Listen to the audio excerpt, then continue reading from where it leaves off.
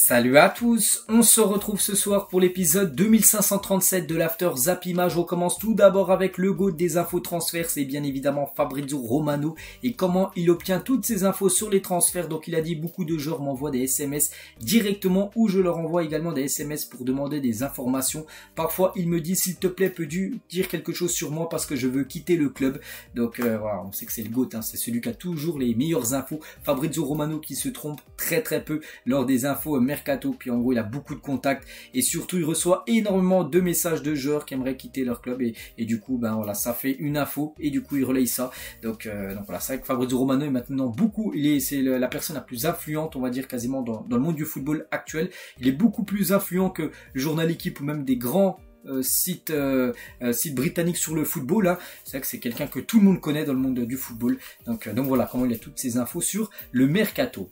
Et tiens, en parlant du mercato, vu que ça s'est clôturé hier à minuit, on va parler de la Première Ligue, hein, qui a énormément recruté. Les clubs de Première Ligue ont dépensé 2,75 milliards d'euros sur ce mercato. C'est un nouveau record, ils ont battu le record l'été dernier. Donc l'été dernier, le record avait été battu de l'année d'avant. Donc chaque année, en gros, la Première Ligue bat son record de l'année d'avant. Donc une augmentation de 22% quand même par rapport à l'été dernier. Je sais pas si vous vous rendez compte, c'est énorme.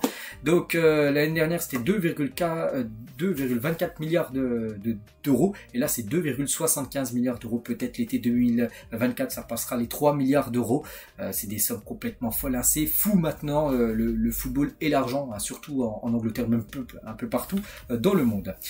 Toujours avec le mercato, vu que c'est fini, hein, donc voici les 10 clubs qui ont généré le plus de profit sur ce mercato estival, donc dans les gros championnats. Donc tout d'abord c'est Southampton qui a vendu pour plus de 154 millions d'euros. Si on regarde ce qu'ils ont acheté, ce qu'ils ont vendu, plus 154 de leur balance, hein, c'est qu'ils avaient vendu des joueurs chers comme Romeo Lavia qui a été vendu 67 millions d'euros à l'équipe de Chelsea par exemple, hein. Donc le Barça plus 102 millions d'euros ils ont vendu, hein, sur ce mercato. Dembélé voilà qui a quitté le club, il y a pas mal de joueurs, hein, qui ont quitté le Barça. Voilà, le Barça deuxième, Villarreal plus 97, Leipzig plus 88, Lyon plus 88, hein, c'est 87,9, donc on arrondit à 88. Donc voilà, les équipes qui ont réussi à mieux vendre, on va dire, hein, sur ce mercato. Rennes aussi très bien classé, plus de 85 millions pour l'équipe de Rennes, et cette fois-ci, si on regarde seulement en France, donc là, Lyon et Rennes, hein, j'ai dit, donc Lyon première position en France, hein, deuxième Rennes. Lorient a vendu pour plus de 45 millions d'euros sur ce mercato, enfin en balance, hein, par rapport à ce qu'ils ont acheté et ce qu'ils ont vendu, ils sont en bénéfice de plus 45,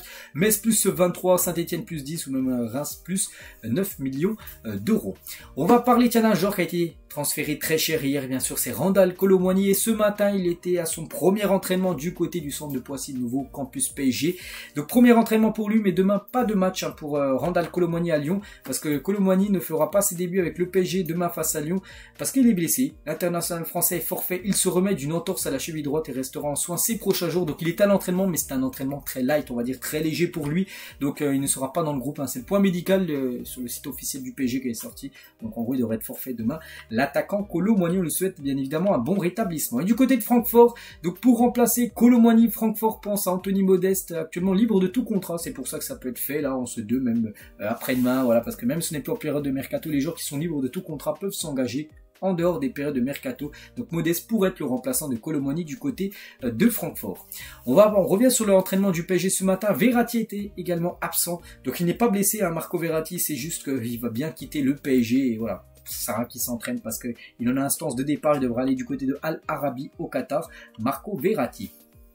Tiens, toujours avec le PSG, donc à midi, on s'en avait déjà en Ligue des Champions, les adversaires du PSG dans le groupe très relevé avec Dortmund, Newcastle et l'AC Milan, mais on connaissait toujours pas les adversaires, les dates, tout ça. Là, c'est fait officiel, voici le calendrier du PSG en Ligue des Champions cette saison. Donc le premier match sera à domicile au Parc des Princes le 19 septembre prochain, dans 17 jours exactement, la réception du Borussia Dortmund, ensuite déplacement à Newcastle le 4 octobre, ensuite réception de l'AC Milan le 25 octobre, puis après déplacement de l'AC Milan, ensuite réception de Newcastle le 28 novembre, puis le dernier match le 13 décembre prochain, ça sera le déplacement du côté du stade de Dortmund, hein, pour le 6e et dernier match du PSG pour les phases de poule, espérant que le PSG soit déjà qualifié avant cette 6e rencontre qui sera à l'extérieur. Concernant l'équipe de Lens, on connaît aussi le calendrier et l'agenda de Lens, un premier déplacement à Séville, ça sera le 20 septembre prochain, tiens, dans 18 jours. Ensuite il y aura un Lens Arsenal, ensuite un Lens PSV, puis après on peut voir les matchs retour, hein, qui se joueront dans le sens inverse, avec le dernier match le 12 septembre prochain qui sera la réception réception du FC Séville. Concernant l'équipe de Marseille en Europa League, donc le premier match sur un déplacement très compliqué à l'Ajax Amsterdam prévu le 21 septembre prochain. Ensuite, 2 fois des réceptions Brighton et AEK Athènes, le 5 octobre et 26 octobre. Puis après, on peut voir voilà, sur la phase retour, hein, c'est dans le sens inverse. Hein. Et c'est vrai que Marseille, les gars, ils vont avoir un calendrier de fou furieux. Donc voilà, ça commence avec le 17 septembre. Donc là, il y a la trêve. Donc là, ils ont joué hier. Donc dès retour, là, il y a la trêve de France, tout ça. Puis après, ça commence Marseille-Toulouse, ensuite Ajax-Marseille, PSG-Marseille, Monaco-Marseille, Marseille-Brighton. Vous avez déjà vu les équipes qu'il y a. Ensuite, bon, Marseille-Le Havre, on va dire un match tranquille. Nice-Marseille, toujours compliqué, le derby à Nice. Hein. Ensuite, Marseille-AEK Athènes, ensuite Marseille-Lyon, ensuite Marseille-Lille, ensuite le match retour AEK Marseille, puis ensuite Lens-Marseille, Strasbourg-Marseille, c'est toujours compliqué les joueurs à Strasbourg, Marseille-Ajax, Marseille-Rennes, Lorient-Marseille qui a très bien recruté Lorient, et Brighton-Marseille jusqu'au 14 décembre. À Marseille, là, ils vont jouer que des énormes matchs là, dès la reprise jusqu'à fin d'année. Voilà, un énorme calendrier bien sûr pour Marseille là pour les futurs mois. Le calendrier du Stade Rennais en Europa League, donc Rennes recevra pour son premier match, ce sera le 21 septembre prochain, ce sera un jeudi, hein, le Maccabi Haïfa pour son premier match, ensuite déplacement à Villarreal, puis après réception du Panathinaikos hein, pour leur troisième rencontre, puis après, comme je dis, la phase retour, c'est dans le sens inverse. Le calendrier complet aussi de Toulouse, les gars, en Europa League, mais pas de Toulouse, parce que j'ai vu un message sur ma chaîne principale, pourquoi Toulouse était qualifié en Europa League, parce qu'ils ont gagné, bien évidemment, la Coupe de France et du coup ils sont qualifiés directement parce qu'ils ont fini 13e hein, en Ligue 1, donc c'est par rapport à la Coupe de France qui sont en Europa League.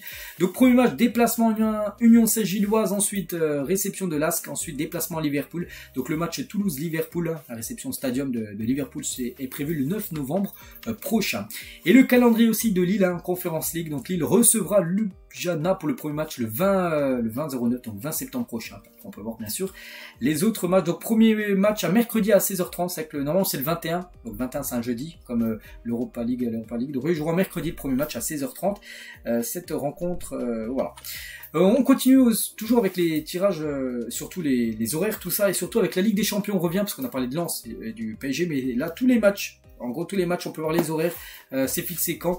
Je sais pas, tiens, le Galatasaray contre Copenhague, ça à 18h45 le 20 septembre prochain. On peut voir, le 24 octobre, il y aura Manchester-Copenhague. Je sais pas, tiens, Real Madrid contre Naples, c'est prévu le 29 novembre prochain à 21h. Donc voilà, les groupes A, B, C, D. Et vous pouvez voir aussi groupe E, F, G, H. Avec bien sûr toutes les dates et les horaires, bien sûr, des matchs de Champions League. Jean-Michel Aulas, désolé, s'exprimera sur Téléfoot demain matin à 11h. Il sera en direct, Jean-Michel Aulas, puis il dira sa situation, parce qu'on sait que c'est compliqué entre lui, vu que c'est l'ancien président de Lyon, et John Textor, maintenant le nouveau propriétaire et président de Lyon. Donc il va dire des déclarations demain, Jean-Michel Aulas. Ismail Assar, donc joueur de l'OM, buteur hier contre Nantes, il a dit c'est la deuxième fois qu'on n'arrive pas à conserver notre avantage alors qu'on mène face à une équipe en infériorité numérique. Ça a été le cas hier à contre Nantes, ça a été le cas il y a 2 semaines contre Metz où Marseille menait contre Metz avec un joueur en plus, puis Marseille a concédé le nul. Je ne sais pas pourquoi on arrête de jouer, ce n'est pas notre intention, ce n'est pas normal, on doit gagner facilement ce match, on ne peut qu'être déçu. C'est vrai, c'est des points perdus, peut-être des points qui coûteront très cher à Marseille en fin de saison. Officiel Alban Lafont prolonge jusqu'en 2027 avec le FC Nantes, donc voilà. Parfait, bien sûr. Pour le gardien français, prolongation de contrat. Fulham dévoile son nouveau 3e maillot pour cette nouvelle saison. Donc voilà ce maillot hein, pour cette équipe de Fulham, le 3e. L'équipe aussi de Strasbourg dévoile son maillot version Ligue des Champions. Voilà pour cette nouvelle saison. Donc voilà, très bon maillot pour cette équipe autrichienne. Et toujours avec les maillots, cette fois-ci c'est le Barça qui a dévoilé aujourd'hui son 3e maillot pour cette nouvelle saison. Ce maillot sera porté dès demain soir contre Osasuna à 21h. Le Barça se déplace là-bas à Pampelune pour cette rencontre de Liga. Ce sera ce maillot-là. Et concernant la nouvelle recrue Cancelo, il devrait porter le numéro 2 du côté du FC Barça. On peut voir Cancelo le 2. Félix, je sais pas si c'est noté, Félix, il peut peut-être récupérer bon, c'est marqué en dessous Fati le 10, parce que le 10, je sais qu'il va être libre, donc Fati a quitté le club, c'est pour ça peut-être que Félix pourrait prendre le 10, mais Cancelo, lui, ça sera le 2. Kurzawa va rester au PSG cette saison, sa polyvalence est appréciée, c'est plutôt pour ça que Juan Bernat lui a quitté le club, parce que Kurzawa va rester tout simplement du côté de Paris, avec le PSG a quand même Nuno Mendes, défenseur gauche, donc blessé, Lucas Hernandez peut dépanner, il dépanne actuellement défenseur gauche, et aussi Kurzawa Voilà, il y a quoi faire au poste de défenseur gauche du côté de Paris. Quelques infos encore mercato, des joueurs qui ont résilié leur contrat comme Awar El Ghazi est libre, hein. Il résilie avec le PSV, il cherche un club à l'âge de 28 ans, c'est-à-dire qu'il peut signer même aujourd'hui, même si on n'est pas en période de mercato, il peut signer où il veut. Ce joueur qui a résilié son contrat, lui aussi il a résilié son contrat avec Everton, c'est Jean-Philippe Gebama, voilà, donc il peut signer où il veut gratuitement. Ce joueur, la même chose aussi pour Kasper Schmeichel, l'ancien gardien de Nice, il a résilié son contrat avec l'OGC Nice, donc lui aussi il peut signer où il veut, le gardien danois. Thomas Tuchel sur Palhinha, donc c'était hier lors du dernier jour du mercato, il a dit je ne peux rien dire pour l'instant, si je disais quelque chose et qu'il ne rejoint pas, j'aurais parlé d'un joueur qui n'est pas sous contrat avec nous, il reste encore quelques heures, donc c'était hier avant la fin du mercato, c'est par rapport à Palhinha, un joueur portugais de Fulham que absolument Thomas Tuchel le voulait parce qu'il a dit, hein, il a dit qu'il était intéressé mais ne pouvait rien dire parce que pour l'instant c'était pas fait et du coup ça a capoté. Pourquoi? On ne sait pas. Voilà, le transfert de Palhinha au Bayern Munich a capoté et c'est pas fini parce que le Bayern a tenté beaucoup de joueurs hier, ça a capoté. Donc d'abord Palhinha, ça c'est pas fait. Après Palhinha, c'est Kotchap qui ne rejoindra pas non plus le Bayern Munich cet été. Il n'y a pas eu d'accords qui ont été trouvés. Et un autre joueur aussi, c'est Chalobah. Les transferts avortés s'enchaînent au Bayern. Hein. Hier, ils ont tenté 3 joueurs le Bayern et les 3. Non, enfin, il n'y a pas eu d'accord compris entre leurs clubs. Donc, ouais, elle fait foi en Bavière hein, avec ces 3 joueurs qui n'ont pas pu être signés. Mais la priorité restait bien sûr Palhinha. Le like de Sergio Ramos. Donc, Ramos, il y a une photo de montage de Ramos avec la veste hein, du Galatasaray en plus magnifique et Ramos, Sergio Ramos officiel, hein, son Twitter officiel, il a liké ça, hein, ce qui veut dire que Ramos, voilà, s'il aime ça, c'est qu'il pourrait rejoindre bien sûr cette équipe turque. Hein. N'oubliez pas qu'il est sans contrat Ramos, ça veut dire qu'il peut même signer aujourd'hui, même si on n'est plus en période de mercato. Quelques listes pour la prochaine trêve internationale. Tout d'abord le Sénégal qui va affronter l'Algérie le 12 septembre prochain en amical et on peut voir tous les joueurs convoqués. Donc bon, je vais pas tous les citer, mais Mendy est présent. Il y a qui Sadio Mané, il est bien sûr présent. Ismaïla Sarr, tiens, qu'on a parlé tout à l'heure, buteur hier, il est présent. Boulaïga, il est présent. Ndiaye, il est présent. Ou même Nicolas Jackson, l'attaquant de Chelsea, est également présent. Du côté du Mali, la liste du Mali pour affronter le Soudan et la Côte d'Ivoire. On peut voir tous les joueurs convoqués, bien évidemment, pour ces 2 prochaines rencontres. On peut voir aussi la liste de l'Algérie, hein, qui va affronter, n'oubliez pas, le Sénégal lors d'un match amical, mais un match de préparation pour jouer la future CAN. Donc bon, quasiment tout le monde est là. Atal est là, Riyad Mahrez il est présent, Benrahma il est présent, ou même je sais pas, tiens, Oussem Aouar, hein, le joueur d'AS Roma il est présent. À noter aussi que Sofiane Feghouli fait son retour du côté de l'Algérie, il n'avait pas été appelé lors du dernier rassemblement. Il y aura un match aussi contre la Tanzanie, Tanzanie et Sénégal au programme pour l'Algérie. Du côté de l'Italie, la liste de Luciano Spalletti, sa première liste en tant que sélectionneur, hein, vu que Roberto Mancini a quitté l'Italie. Donc Donnarumma est présent, je sais pas, Immobilier, pas Cherendo, il est présent avec les U21, Cherendo mais pas avec l'équipe A. Spinazzola est présent, ou j'en sais rien, il y a qui qu'on pourrait dire Locatelli, ou même Cristante, ou même Barella sont présents, mais pas de Marco Verratti, pas Verratti présent.